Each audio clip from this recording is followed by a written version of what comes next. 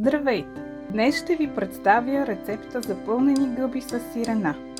Първо измийте добре гъбите и ги подредете в тавичка с отвора нагоре. Между тях сложете и пънчетата на гъбите. След като се изпекат, те са също много вкусни. В купичка оставете крема сирене. Натрошете синьото сирене. Настържете или нарежете на дребни купчета кашкавал. Объркайте добре сместа с сирената. Сипете по една чайна лъжичка от сместа с сирена в отвора на гъбите.